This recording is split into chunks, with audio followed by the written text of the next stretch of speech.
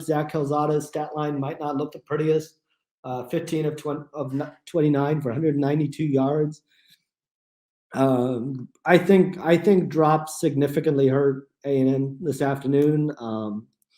Jalen Weidemeyer had been playing really, really well over the past couple of weeks. He had a couple key drops, and that just stalled out drives. And you even look at A&M was able to overcome some penalties, some penalty issues, especially A&M really had a chance to take control of this game late in the third quarter. And had a couple false start penalties and then had a hold as well, but only four penalties for 30 yards.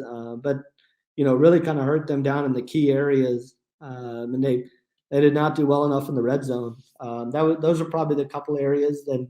And A&M was terrible. Both teams were terrible on third down. A&M was 3 of 13, and Auburn was 4 of 16. But I think that starts with what A&M was able to do in first and second down, and really force Auburn into obvious passing situations, be able to generate pressure. Again, Tyree Johnson had another tremendous day.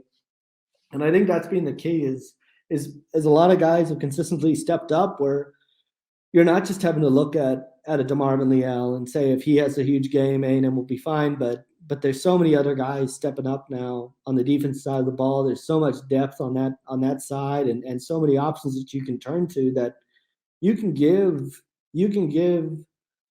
the first string defensive line a whole series off and be all right. And still be able to generate pressure, and that keeps guys fresh. They've got a good rotation going on that end, and thought this was one of the better games that the secondary has played for the most part. Had some missed tackles, had some opportunities for other plays, but Tyreek Chappelle continues to really respond. He's still only a freshman, and he's out there in an SEC game, really just continuing to impress. And you talk about Damani Richardson and what he's been able to do. He has a sack this afternoon as well.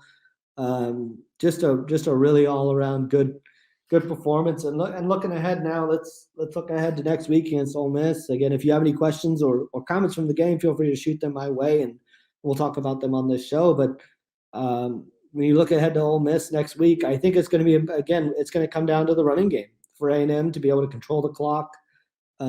Stay on the field, stay fresh, because that's going to be a huge challenge. That's going to be the challenge when you look at Ole Miss, is what they're able to do offensively. A&M's obviously going to be able to is not going to be able to get away with probably what they did today and offensively. Ole Miss is a tough team to slow down, and it's not a team that A&M has seen obviously since Lane Kiffin's been there, because last year with the COVID issues and all that. This was the game that A&M ended up missing. And so it's going to be a good test because Ole Miss was certainly kind of the threatening team on the schedule last year. They're pretty banged up, though, and I think that's probably the one concern with them is the injuries and everything that they're dealing with. But and when you look at what A&M is going to be able to do, I mean, I genuinely think they've found the formula now that kind of works for this team. It took a couple of weeks. And that it starts with the running game. And again, Devon Otchain and Isaiah Spiller go for over 200 yards combined on the ground. And that just sets everything else up, and it controls the game for A&M, keeps it in where they want to play it. It's something that you can take on the road. It's something you can take to Ole Miss and feel confident in. When you look at Ole Miss, I think there's probably going to be some concern on their front because Ole Miss has given up over 180 yards on the ground per game. And so that's certainly an area of concern, or something that A&M is probably going to be able to take advantage of. And I mean, it's going to be a tough test. It's a night game in Oxford. It's going to be no easy task, but A&M has certainly kind of put themselves in position where, regardless of where this ends up going, there's only so much you can control, and A&M put themselves in that spot with with the two losses to Mississippi State and Arkansas.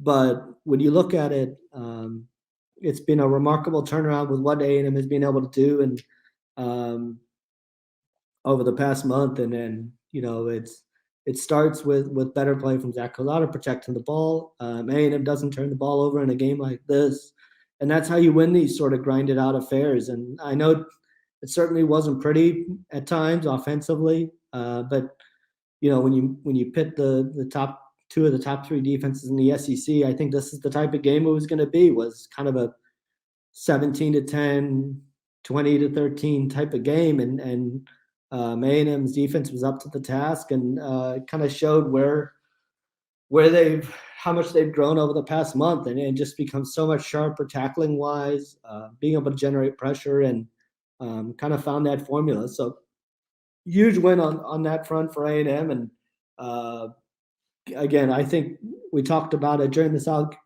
Carolina game, but being able to get Caleb Chapman back, I think that's another important area to cover. Is when you look at Caleb Chapman, 3 catches for 77 yards, um, kind of provides that big play threat that A&M has been missing.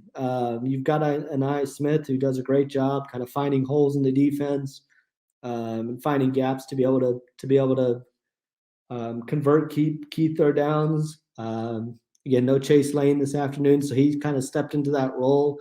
And I think Damon Demas is continuing to improve. When you look at what he's been able to do, he's becoming more and more of a factor every single week. And kind of along with Caleb Chapman providing that big play threat. But Caleb Chapman is that guy that's just able to take the top off a defense with his speed and size. You look at the Florida game last year and the touchdown that he had.